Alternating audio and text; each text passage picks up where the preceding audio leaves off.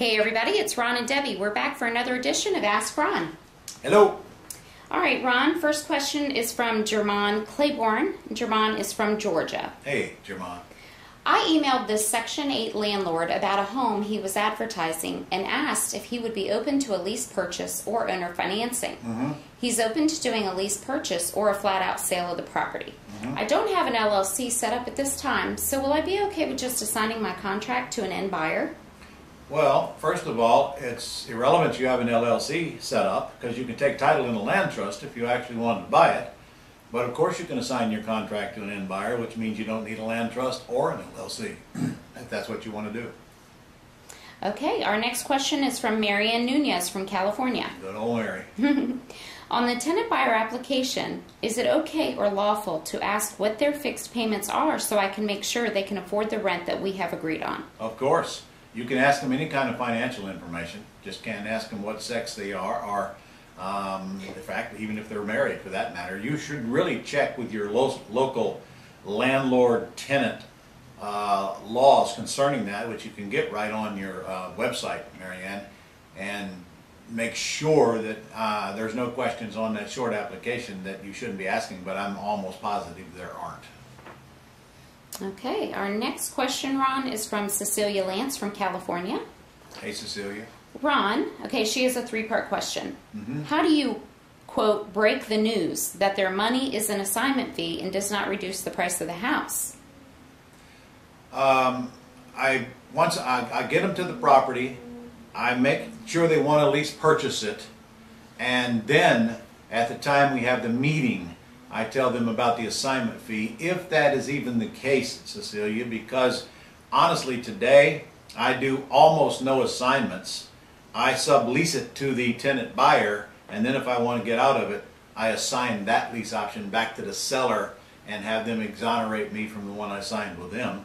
That way your buyer can get credit for the down payment, and there's really no news for you to break to them, except that in the future you'll be making payments directly to the owner of the property and not me. Okay, Ron, that brings her to her second question. Do you know if subleasing is allowed in California? Well, of course it is. It's allowed everywhere. You lease it with an option to buy, that gives you the right to sublease it with an option to buy.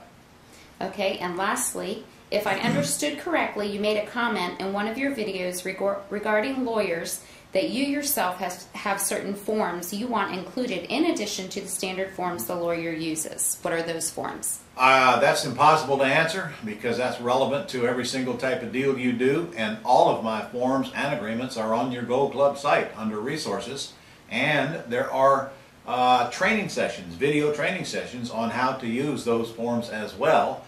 Plus, there's the Quick Start Real Estate School where you are applying them as we do deals in front of you. So there's no way I could possibly answer that question unless you could identify me the exact type of deal you want to use the forms on. Okay, and we have another person from California, Gary Folkert. Hello, Gary. Gary says, I'm looking for a real estate attorney in Sacramento. Do you have anyone you'd recommend, Ron? Gary, I couldn't possibly recommend you an attorney in California. I live in Florida. But go to your real estate associations. In fact, if you're in Sacramento, I don't know if you have one up. I'm sure you have several up there in that area. And if you can't find one of those, then go to Realtors and ask them. And obviously the best place is other investors, hopefully, or who are using attorneys, because they're probably already investor friendly, and ask them. And if all that fails, just pick up the phone and call a handful of them and tell them you're an investor and ask them if they are real estate attorneys, and if they can't, if they're not, please refer me to one perhaps that will work with investors. It's not that hard. I've never had any problem finding the attorneys, engineers, any of those. Just ask people who you think might know, and then let them refer somebody to you, and keep doing that. Pretty soon, I mean, you may want a call or two. You're probably going to have who you're looking for.